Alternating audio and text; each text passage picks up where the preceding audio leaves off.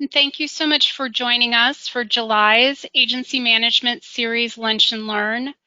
I am thrilled today that we have Nancy Langton and Bill Harwood with us from New Level Partners to talk about delivering difficult news, which unfortunately we seem to be doing a lot of that lately. So just a little background. So Nancy and Bill founded New Level Partners in 2001.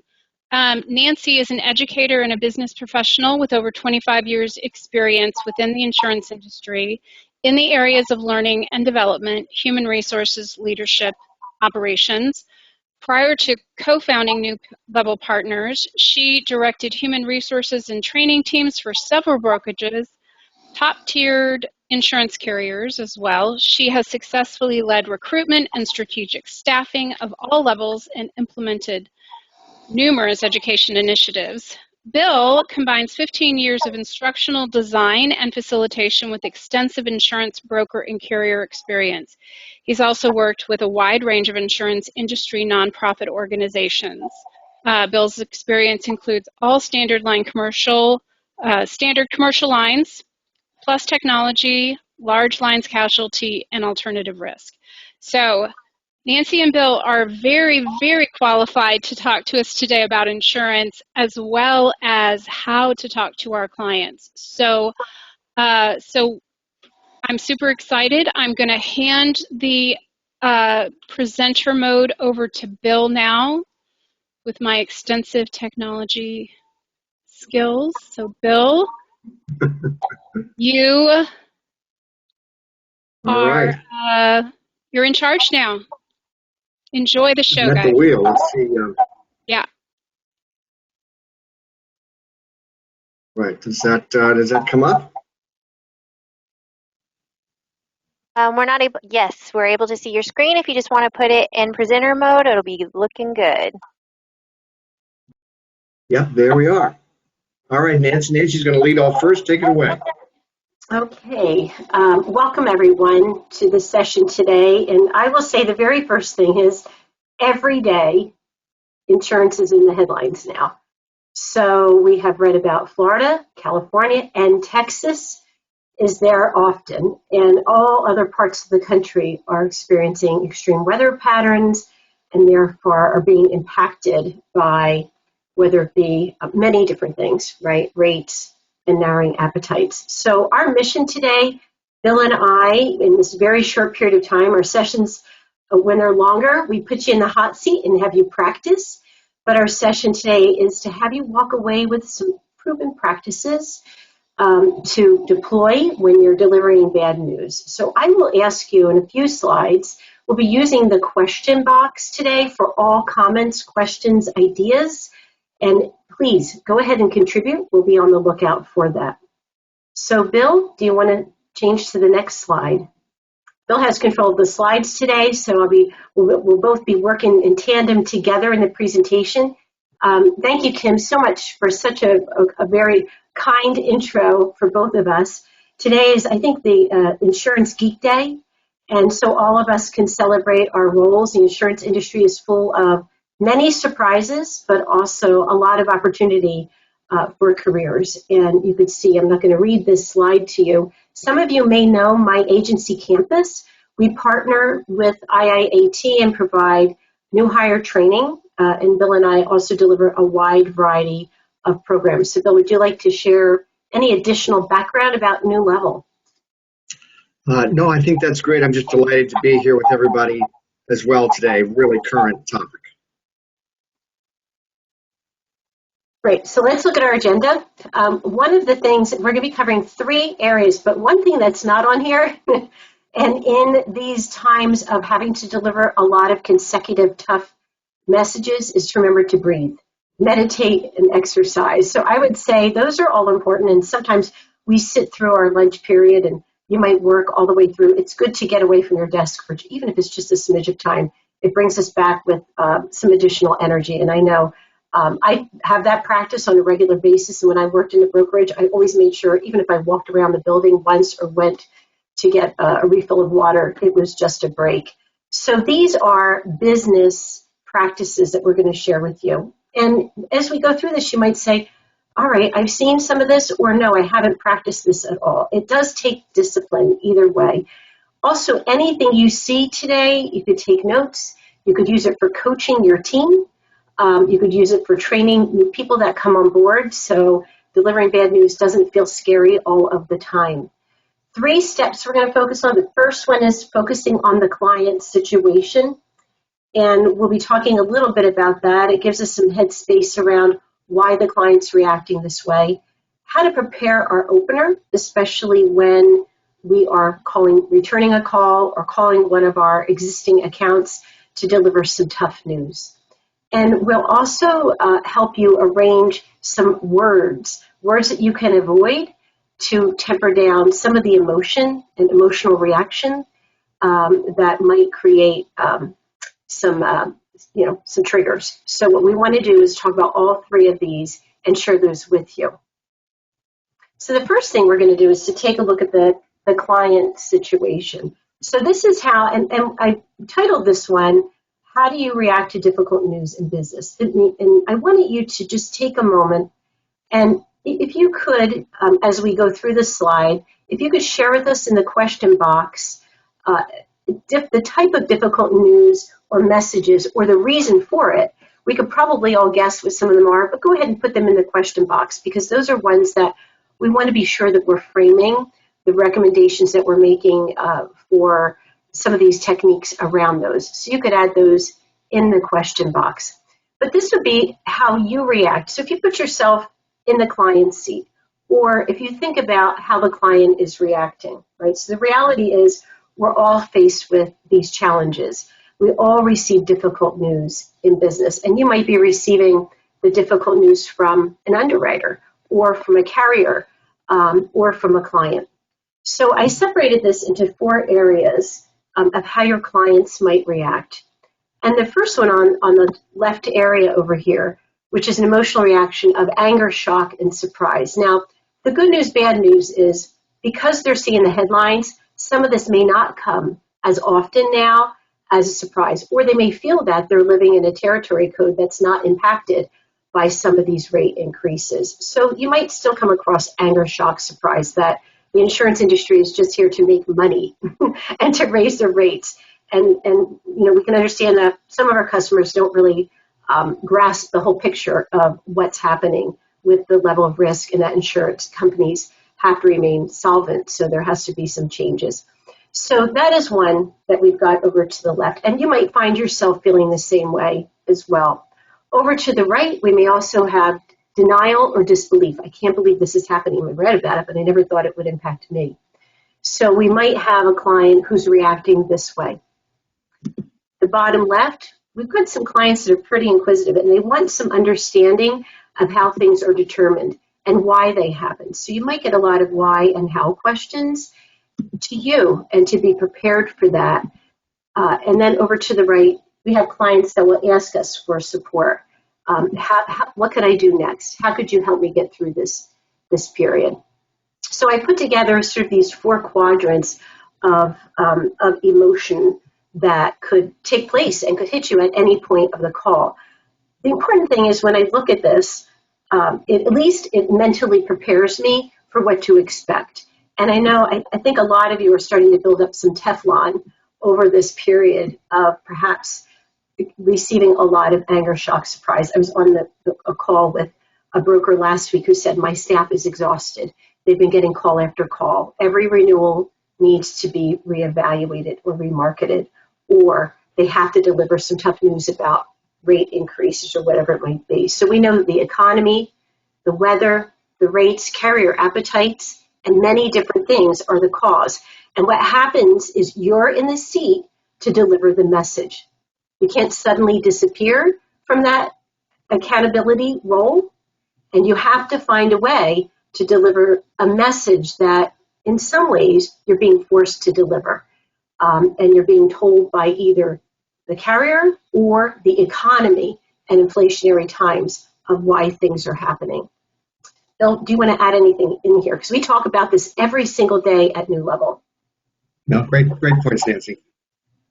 So let's move on. I'm trying to see if I can peek in that question box, and mine has sort of scrolled up here. So could you, let's see here. What are some of the reasons, Bill, that you see? Did you see any in the question box of what people were putting in here? Empathy, how would I feel if I was to receive bad news? Oh, that's a great one. Let's see. Trying to see if I could scroll down. Yeah, I can't see all of them. So if Kier or Kim could see them, the questions. And Bill, you can move ahead a slide.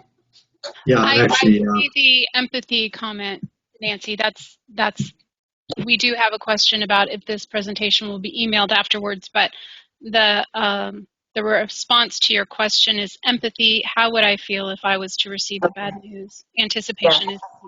And it's a great point. I love that, putting yourself in your client's chair. So we're going to move on. yeah, sorry, Nance, I'm just, my screen and the slides are frozen for a moment. I'm just going to stop screen sharing and try to come back to that. Sorry about that. No worries. So one of the things that we need to look at is the current environment, and that it's going to keep evolving, and how it's going to keep changing. So it could be the market dynamics of the environment. It could be the relationship. I might be working with different underwriters, and that might continue to change and evolve and cause some pressures. And it could be that the current tactics that I used to use are no longer as effective as they are today. And I know for me, I'm always looking for different ways to be able to respond to some tough messaging rather than to try it the same old way, because it might not appear to be as authentic. And the generations continue to change, right? So we might find ourselves communicating more and more in email, less voicemails, a lot of Zoom meetings, and face-to-face. Thanks, Bill. Are you there? Yep. All right, so we're on slide 7. Go one more. Thank you.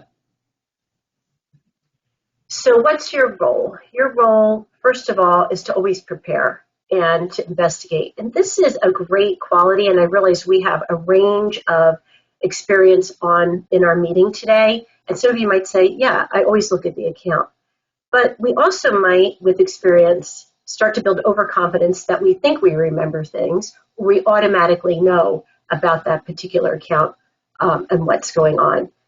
Even if you take a few minutes to just refresh your memory before returning someone's call or jumping on a Zoom meeting or sending that email off. So these are questions that we typically ask. What's the current state? What's the trend or benchmark? What's happening? They come to you. You're the expert. You know all. How could you retain trust and credibility? Yeah, now's not the time to bluff at all, right? So now is the time to be really open about what's happening and use it as an opportunity to share those trends of what you're seeing across the board. What information do you need to have ready, and what options can you offer? There's always some option. The option in the eyes of the customer may not be optimal. They may feel that that's not a viable option, but you're still presenting options. And that's why your role is so special and important, because you've got a range of other markets where you can adjust the terms of their current policy just to help find some of those. And we realize that many people along coastlines are running out of options, but they need to feel some empathy, as you said, and some support. So let's move on.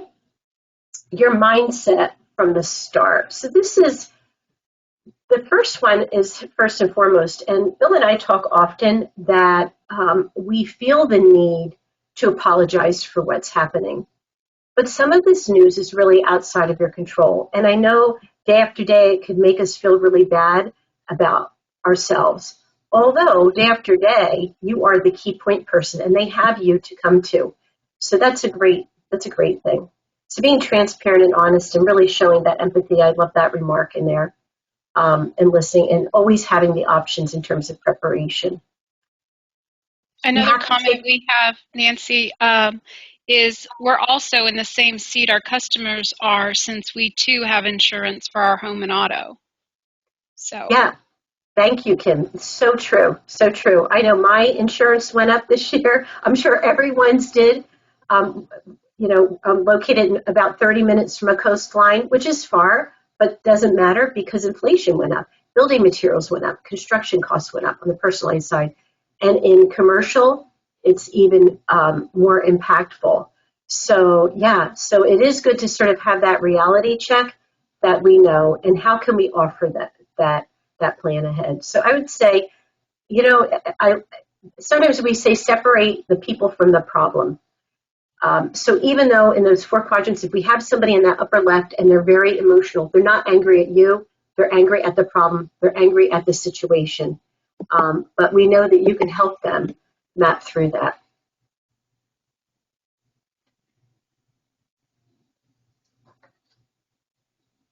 So Bill's going to start taking us through preparation in just a minute here. So this is our approach. Our approach is back to that, we said to do all of our homework ahead of time, and preparation is a must. And I think about it in terms of who's my client, how do they prefer to communicate with me in terms of preparation, and what's their current situation, what interests do they have, what options could I present, and how might I frame my opener, and what questions should I have ready. So Bill's going to walk us through some of this because there is a plan for that opener, and there's a plan or an approach of how to word that opener. Great, thanks, Nancy. And again, my welcome to all of you. It's been, I'll make one comment too before we jump in here,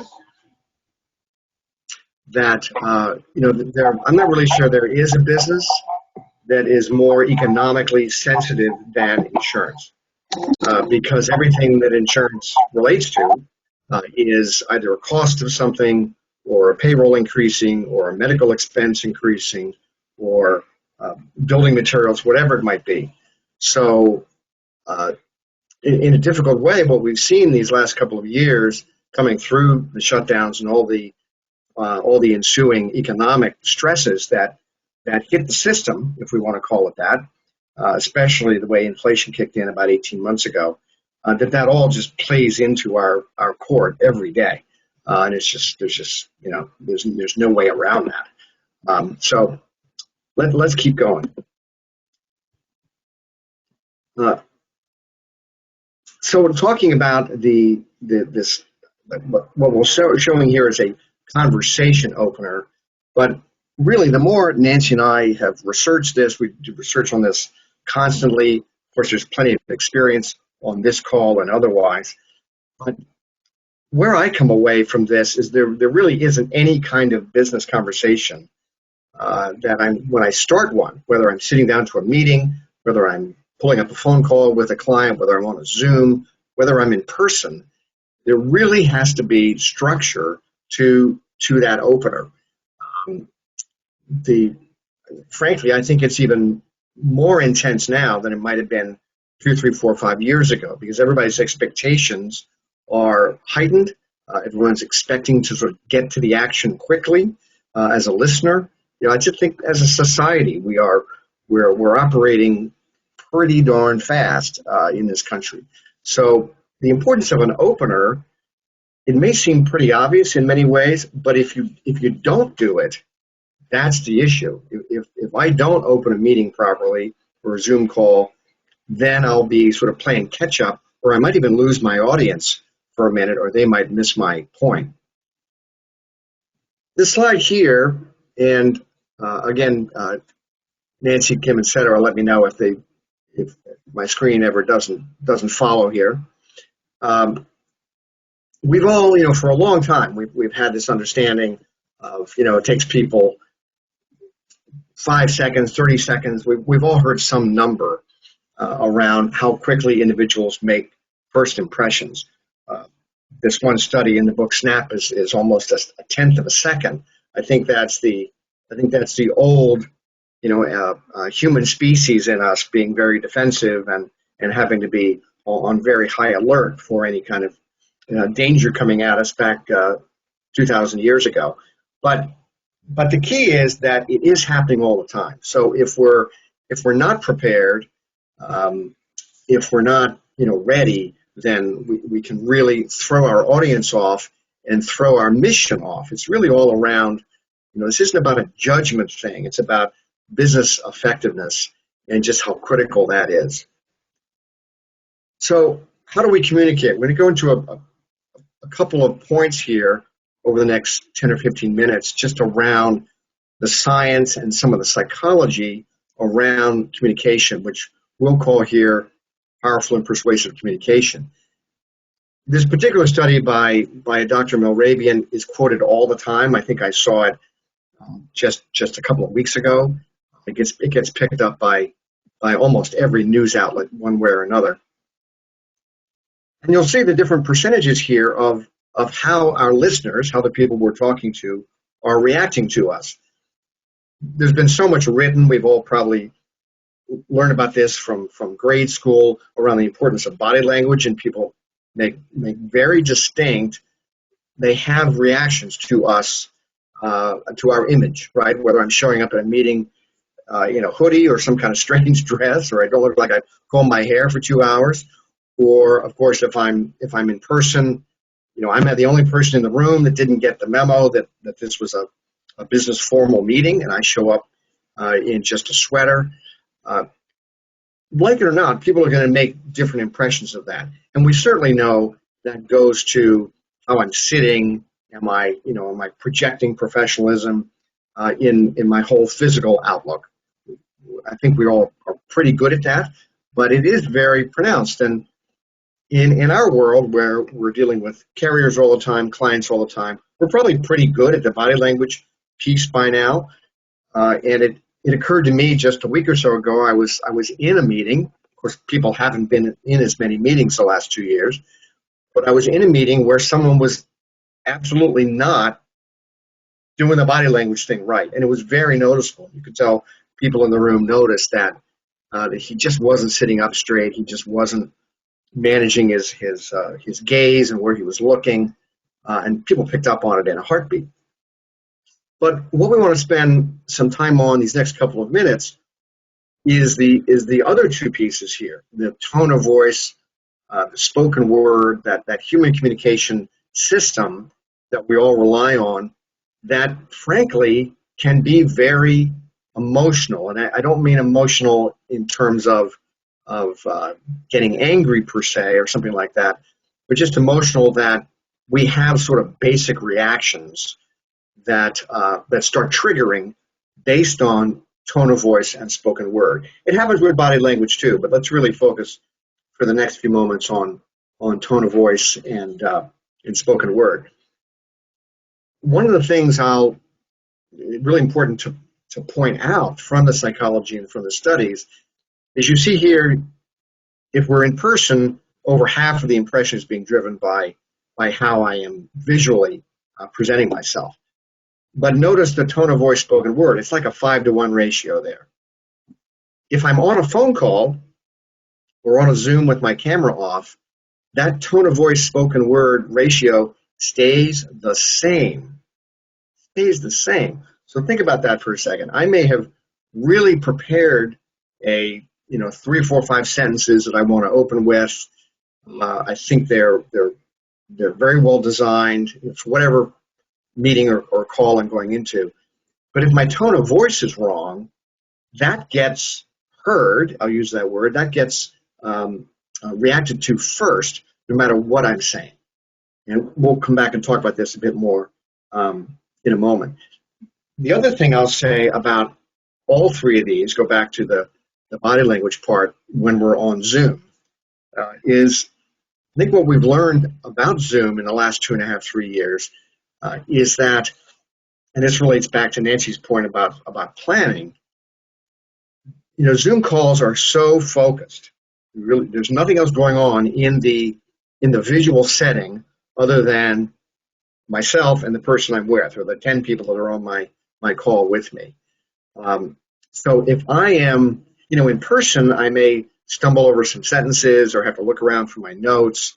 If I'm sitting in a conference room with a bunch of people, and that might be a little distracting, but probably not too bad. But I'm sure we've all seen this on Zoom. that gets very distracting very quickly, right? 5 seconds on Zoom seems like 20 minutes compared to something happening in person. So again, really the importance around preparation. So I'm gonna dive here for a couple of minutes just because it's really interesting and very important around powerful and persuasive messaging and tonal quality.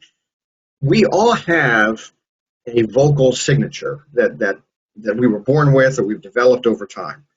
And, I can't sound like, I won't name a name, but think of different actors or people we know in the public eye that we think have a terrific voice or a terrific approach. I'd have to go to a lot of voice training to sound like person X. Pick any name. I'm not going to think of your favorite, the person you like the most to listen to, whoever that might be. My vocal signature is what it is. There's still a lot of things I can manage, these 5 points on the screen being one of them, but I can't fundamentally sound like that other person unless I'm an impersonator, right? Like some of the ones we can see, the comedians and stuff. But it's really important to register these 5 pieces because they drive trust and credibility in the listener. They are making reactions. They're having reactions. They're making decisions based on my tonal signature. If we were in a group where we're all sitting around chatting here, we could talk about examples of pitch, right? And how do we react to pitch? By the way, these different variables have nothing to do with gender. They apply the same for men or women. There's no gender related biases in these. High or low pitch, it can vary based on our mood. It can vary based on our stress level. I'm sure we can all think of times where I've gotten on a call and I'm just talking a little bit too high because I'm a little bit too revved up, maybe worried, concerned about how this call is going to go. It can also be I'm on my 15th call of the day and 10 of them have been very hard, and it can be that will come through in my pitch. I might start lower. I might not have the same attack in my voice that I had at 9 in the morning. Loudness, they're everywhere from science to comedy, right? They're comic episodes about loud talkers, but one really has to be mindful of that in certain settings because loudness will throw off a reaction to others, right? They may think I'm trying to dominate a room if I'm too loud or dominate a call. So really important to, if one of us has a loud voice or has a very quiet voice, to know how to manage that and inflect that. Depth, the richness of our voice, this is, I think, sort of the real stepping off point of vocal signature. I could never sound like James Earl Jones or some wonderful bass voice person that just throws off such credibility and such authenticity. Whoever you want to name that does that for you. That's hard to change, but at least we're aware of it, and we can manage how we project. The last two, and we're coming all around back here to openers and how we communicate effectively. Tempo and rhythm are really important, and especially if we're on a call with a lot of technical things going on. I've got to explain a lot to this client, and maybe need to get their buy-in or their understanding around something. Again, we have natural tempos, pace. Some of us talk faster than others, and our listeners may like that. They may like a faster talker. They may not. They may be really like a more methodical, measured pace in a discussion. So come back to that in a couple of minutes about our clients' expectations. And of course, there's no question that when we're stressed or unprepared or nervous or pick any one of a number of things, what do? We tend to speed up. And that can be a real detractor. If I'm on a call trying to go through a number of of points with a client, and I'm not going to try to imitate it on this call, but I just start going too fast. It's not a good thing. My listeners reacting to that a lot of different ways. They may have trouble understanding me. They may think I'm going fast because I'm trying to slip something by them. There could be all sorts of reactions to someone who's talking too fast. The last one on there, this rhythm, the emphasis on elements, I saw an expert on this topic talk about it a bunch of years ago. Really, really interesting. Most of the newscasters, whichever newscasters anybody on this screen likes, it's probably 60 different newscasters. But one thing you'll notice with that is that they are very, very clear about landing on elements, things that they want their listener to really understand. Bringing it over to an insurance phone call, if I'm talking to a commercial client who is a contractor and there are a bunch of things we've got to cover, I'm going to focus on, Mr. Jones, we've got your renewal coming up. There are some changes to the program I want to discuss. There's some updates to loss control initiatives that the carrier wants to review with you. And if we do these things, we can blah, blah, blah. Think of if we had all of us in a room and we could talk this through, we could draft a really effective paragraph with 6, 7, 8 points in it, and then we could go around the room and have people read it too fast, read it too loud, read it too high-pitched, not emphasizing any elements. And I love doing that when we have groups in person because it's astounding how much difference it makes on the message getting through. Even if I'm calling to say, I worked with the carrier yesterday and we found new credits to apply to your policy.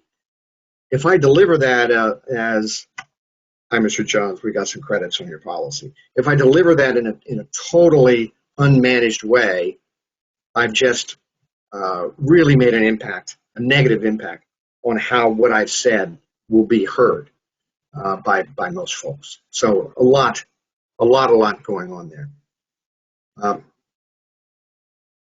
Kim and Karen, all this, please jump in if there are questions that are popping in, because my question toggle here isn't great. So if there's something I'm missing, please just jump right in and focus me on that. Absolutely. We'll let you know. Great, thanks. So we've been talking about pitch, volume, vocal signature, all these kinds of things that are making impressions. We can't help it. They are making impressions. I can think I'm going into, a talk with a client who's a, very successful entrepreneur or contractor, someone who is, I maybe not have known for a long time, and I'm not thinking so much about how she is reacting to my impression, but they are. And it really comes back to trust, credibility, and effectiveness.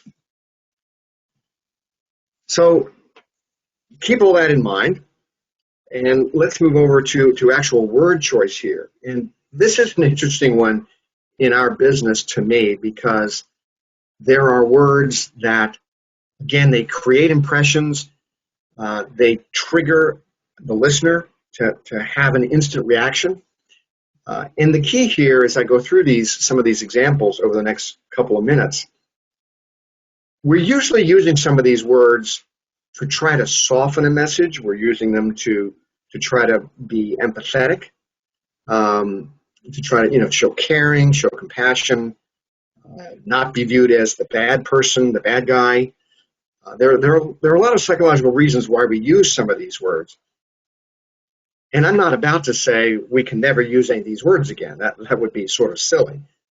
But the thing to really take away is, when you're using these words, don't think about myself. Don't think about, I'm going to use this word. I'm going to say, I hope we can come to a solution. And I'm saying that because it makes me feel better that I am sort of tossing out some empathy to my my listener, the listener is going to read it differently than that. And that's really the key here. The listener is going to say, "Oh, wow, that's not a great strategy." Let's go through a couple of these, and I'll start with one that I think it should almost be in an insurance dictionary because it is used so much, and my guess is there are 2 or 3 of you that are guessing what it is. It's the word unfortunately. I don't want to do a hand raise of how often any of us have used the word unfortunately this week. It comes up a lot. And again, we're often using it to be empathetic, to try to maintain a connection with our listener, all those kinds of things. But really, most of the time, what do I mean by that? 75% of the time, 80% of the time, but a lot, certainly well over half. Most of the time, it's not really useful to the situation. And in fact, it might even be triggering my counterparty to hear something different than I'm trying to say. So here we go. Unfortunately, we cannot reinstate this policy, cancel for non-pay. A different sentence. Honestly, this client is a challenge. I think the obstacles mainly are caused by the coastal location. Hopefully, we can have a specialized partner to solve this. A good friend of mine once said, or says to me all the time. Runs an agency near me here. He says, there aren't that many situations in our business that are truly unfortunate. Unfortunate is usually because it is appropriate if I failed to do something, right? I was supposed to add a car to the policy yesterday and I didn't, and I should take accountability for that. Unfortunately, Mr. Jones, I did not add the car. I'll get it done today. Bang, bang, bang. That might be a case where unfortunately is appropriate and apologetic, etc. And we can think of some other examples. But on just a run-of-the-mill issue, it's often a distractor. And the minute I say it, my counterparty is going to think, uh-oh, what's going on now? Something's going on. He's saying unfortunate again. I'll also say that we work on these topics a lot with carriers. And of course, underwriters are probably the worst. No, unfortunately, Becky, we no longer write long-haul truckers. Unfortunately, I didn't come back to you in time with a quote. Unfortunately, blah, blah, blah. Having been an underwriter myself, as well as an agent, but having been an underwriter for a bunch of time, I say to those underwriters, that's not unfortunate. It's not unfortunate that Travelers no longer writes long-haul trucking in that state. That's a business decision by Travelers. It's not unfortunate. It's how they're trying to make money. So I'm going to file that away. Again, I'm not remotely saying can't ever use any of these words, but just think about what you're really trying to say, what you're really trying to get the listener to hear before you default to some of these words. And here are a bunch. Unfortunately, hope, senseless, unfair, I'm sorry. Actually is what? Actually, and boy, actually is a word that gets used all the time. It's sort of a filler word in many ways. But the word actually is a corrector, right? That's its real use of it. Someone says, the renewal shouldn't be at that level because the sales revenue was $2 million. I might say, actually, it wasn't. It was $3 million, right? So that's what its real use is for. But they just become noise words. They get in the way most of the time of what you're really trying to say. And the same is true with some of you see the other confidence interrupters down there at the bottom. I think, I believe, I should, I should have that quote for you by Friday. We do it because we're trying to hedge a little bit because we might be waiting for something that we don't have control over. We all get that. But anyway, just file away that there are words that most of the time, and of course the same thing applies to email as doing this in person or on a phone, most of the time, if I catch myself before I say unfortunately, I could just say the sentence and drop the word, and it wouldn't matter, and it would take away my listener's negative reaction to the word unfortunately, that then immediately is triggering them to say, "Oh shoot, we got a problem going on here. What's going to happen?" So it can really improve the efficiency of what you're saying. So, Bill, we have a comment here. Please. In this particular case, it may be important to discuss the impact caused by the customer's own actions, for example, the non-pay, in that example you just had up on screen.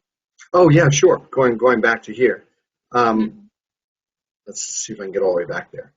Absolutely. So, in fact, that's a great point, because you're right. It's not unfortunate, right? It's not unfortunate to me as the broker. The situation is the policy was canceled for non-pay, and that's what got us here. Yeah, that's a terrific point. But that's always kind of a tricky balance, right? When we're trying to guide the insured, give them bad news, got canceled for non-pay, and we're all thinking, honestly, it's your own fault. You didn't pay the bill, right? Yeah. But we have to say it in a respectful way that's productive. But that's a challenge too, to come up with words to not. Basically, they don't. I think it's tough. They don't always want to be accountable for the things they do that messes up insurance, right? And we have to tell them. It's so true. Yeah. Yeah. And also, especially agent to client, as opposed to agent to underwriter, we never want to be accusatory, right? At 99% of the time. So I think we come back around. Do I come back around to that sentence? Yeah, I've got. Let me jump ahead here. It's probably more something like this, right? I've reviewed the information, recommend changes, or the policy was canceled for non-pay. Let's move forward from here. I'll use the term action forward in a couple of minutes. You try to turn on things rather quickly, which I'm sure all of you do all the time. But the unfortunately word, again, in that setting, Tim, maybe there are times we want to use it because we are trying to, I don't want to say put the blame, but we're trying to register that something else happened that caused this situation.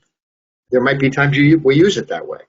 But just to, my broader point here, especially with that word, which we're all going to use probably later today, is to guard against the overuse. It has its purpose, and that's when you're going to use it, but just guard against it happening all the time. Because if I'm really true on the underwriting side, which of course has nothing to do with this audience, but if you've got a junior underwriter who is starting every email by saying, Rebecca, unfortunately, we don't do contractors. Bill, unfortunately, we don't do restaurants. It just really messes up how I'm trying to develop my own credibility and the trust in me as a provider. Very different on the carrier side there from the agency world. Just a quick drive-by through some of the positive words. And of course, I've got to put in the disclaimer here. I'm not trying to make us all sound like friendly cartoon characters. That's not remotely the point here. But there are, Mr. Jones, I really appreciate you getting all that information to me. This will be a complicated renewal, but we're going to work through the right solutions to get you blah blah blah. There are definitely these words, and most of us probably won't use most of these words in business settings, but simplify, protect, solve, solution, increase, good news when you have it. It does trigger if someone says, I appreciate, I've got an appealing quote for you, I've got a great solution. Mentally, that triggers us differently than some of the negative words. So just keep that in mind as you're planning conversations. That's really where we're all going with this. Touched on this a moment ago, so let's keep going. So the key, going back to to Nancy's comments right at the beginning, is really just taking that moment. For a complicated account, it could be a bunch of time, but even for a rather straightforward discussion, take that moment to prepare my messaging in advance. That'll help me, and this is really verbal. When we're writing emails, it's a little bit easier. I'm sure, like most of you, there are plenty of times on challenging emails that I write a first draft and then put it away for a half an hour or even overnight if I can, because I just want to make sure the messaging is very clean. But if I'm calling someone, taking that moment to think about my opener, which is where we started all this about 15 minutes ago, will really help me not do 4 or 5 things. And let's touch on those right now. So I use the term value pitch here, but think about this as any kind of conversation opener. I could be meeting someone for the first time. I could be starting a call on a renewal, where I'm conveying information to the client or conveying to the carrier. It certainly could be a negotiation. Even in the context of 45 to 60 seconds, I'm not talking about a big, long thing here. There should be 3 distinct elements in my first 30, 45, 60 seconds, the vast majority of the time. First is an introductory statement of some kind. Second is what the core message is here, and then a call to action. And before I drill into this here, I'll say this is really important if I'm sitting down with a client, sitting down virtually or in person, or an underwriter to talk about an extended agenda, right? If I've got a client that has a commercial client, has 4, 5, 6 different things I've got to work through. Pricing issues, limits issues, exposure issues, maybe loss control, whatever that might mean. The risk is, the downside is, if I don't think about it, I just jump into a call with a fire hose. And I just blurt everything out because I want to get everything out there on the table. And we're 6, 7 minutes into the meeting and no one else has said anything. And my counterparty is probably overwhelmed or certainly distracted. And we sort of lose the shape of where we're going. Now that's in a broader meeting context, but even on a fairly short phone call, you want a quick introductory statement. We've got a couple here on the screen. There's a core message of what we're trying to do today. That first bullet there, Travelers Essex Casualty. That's as if I'm conveying information that way. Or certainly the second bullet, the objective of today's call is to raise awareness. You really want to have that in there. Again, people are thinking very quickly. They're looking for bad news a lot of the time. So that second bullet there, the objective of today's call is to raise awareness, blah, blah, blah. If I'm on the other side of that, if I'm the listener, that actually gives me some, it reflects positively on the speaker, but it also gives me as the listener a sense of, oh, somebody's in control here. My agent just called, there's a lot of stuff going on. They've got an objective for this call, and they're stating it right up front.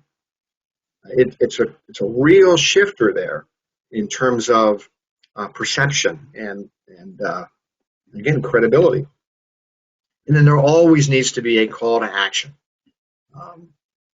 You can name any one of a dozen different things, but really important. I'll give you a 5-second example that has nothing to do with independent agencies, but it was a real light bulb for me. About 10 years ago, we worked with a middle market carrier that had a call center, and it was both a sales call center and a service call center. And of course, those calls are very short. They're sort of right to the point. You don't have much time. They put in a whole organization of opening the call, and their results of the call center skyrocketed just because of the incremental action of having shorter calls, more focused calls, and directed calls. So always looking for the call to action. It also throws off to your counterparty that Julia's in control here, and she's got a plan, and I'm gonna go with the plan. So a couple of other tips for again, I'm using this term opener very broadly here. This is from an individual phone call on bad news. This is sitting down on a complicated renewal. This is a Zoom call. Could be whatever it might be. And Nancy touched on these right at the beginning of today.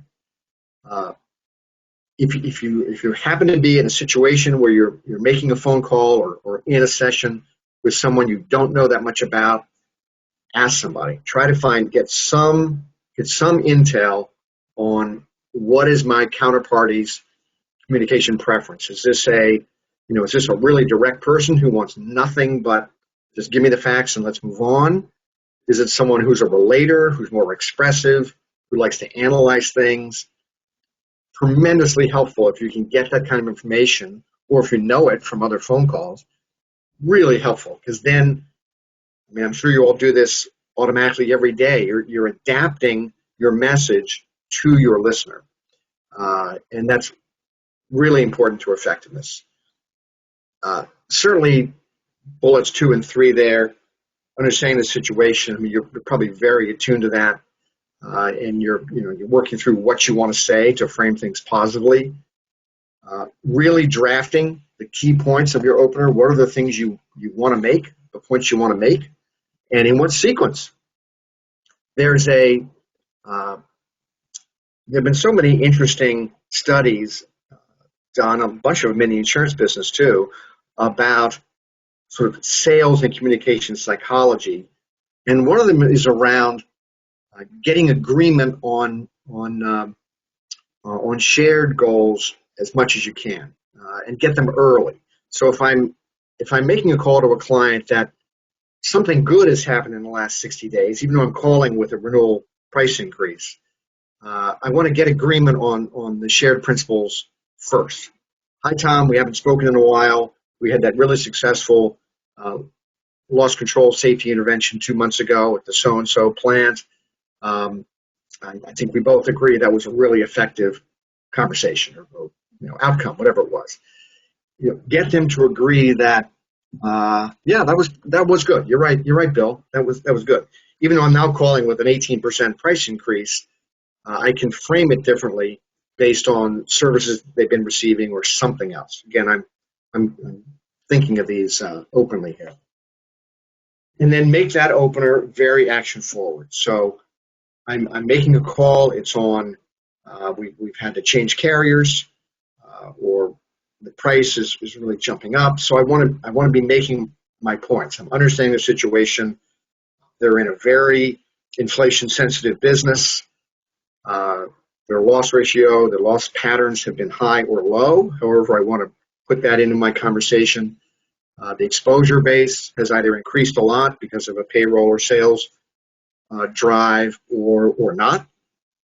But use all those tools to in my favor, right? To be able to frame it to the client that I am your risk advisor, I am your placement specialist, I have multiple markets I go to, and this is the best, this is the optimal solution this year. It's an increase from last year, but we've looked at several other options in the market, and your situation will be best served by moving to blank or whatever it might be. Nothing I said there was probably any kind of a surprise, except if I just I've just come flying out of a meeting and I didn't leave more than 60 seconds before I call up Jenkins Construction Company. I put myself at a real disadvantage. I've got to spend at least a couple, 3, 5, 10 minutes jotting all that down, thinking about who's on the phone here. Is it Mr. Jenkins? Is it his son? Is it the CFO? What's their preferred communication style? How am I going to pitch this to them? But really plan your opener. And you don't want to get to a conversation to say, and how does that sound? That's not as strong an action forward statement as you'd like. You'd want to say, let's discuss your reaction to this. Let's discuss how we move forward with this proposal. whatever it might be. So it's pulling together, and then there's everything around word choice and how I'm presenting it. I want to come across as confident, articulate. I've done my homework, and now I'm here to have the conversation.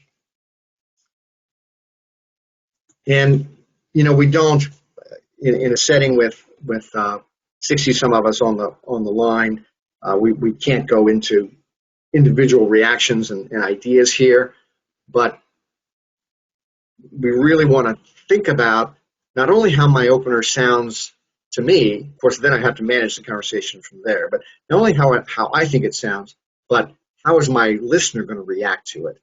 And there, I find, even day to day in Nancy's and my business, I would say 25, 30% of the time, I come up with how I want to say it, and I think I've included many of the things from the last slide on it, but then I do a last filter to say, how are they going to react to this?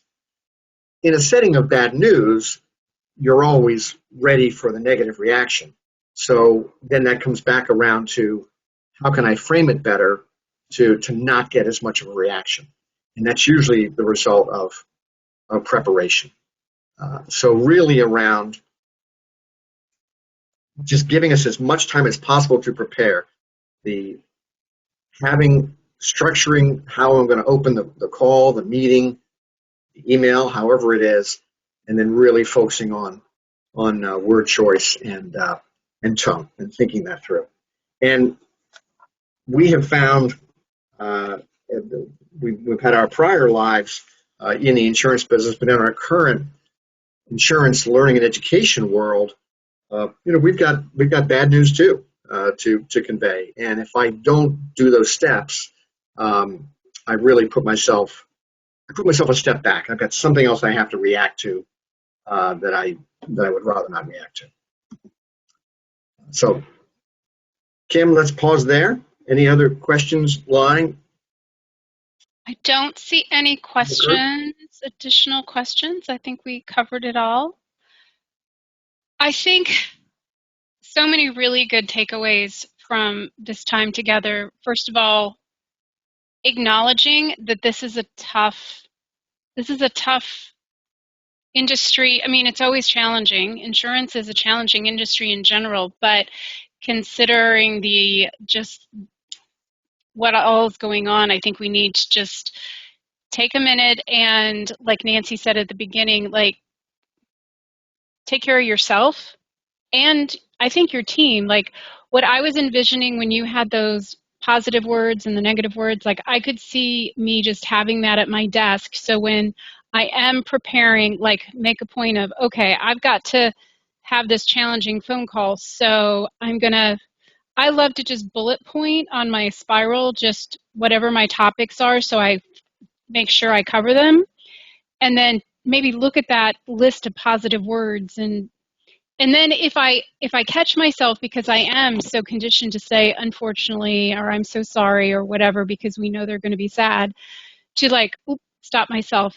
I think it's habits, right? Just some habits we need to break too, because it isn't our fault that the rates are going up, and it's not our fault that catastrophes are happening. We're just the messenger, and unfortunately we have to take that backlash. So I appreciate you and Nancy so much for spending the hour with us. This was wonderful. I wish I could be talking with everyone on the phone, because I'm sure there were just 65 is a wonderful number, and I'm sure there are 150 comments and questions and what about this, or yes, I've done that, all that kind of stuff. Yeah, so let us know, everyone that's still on the call, if you want to have more conversations about this, we can make that happen. So if you want more hands-on, let me know. We can do that. So I think we're at the top of the hour, so it's time to say goodbye to everyone. But thank you all for spending the hour with us, and we will see you next month. Thank you, Bill. Great. Thanks, everyone. Thank you, Kim. Bye. Bye.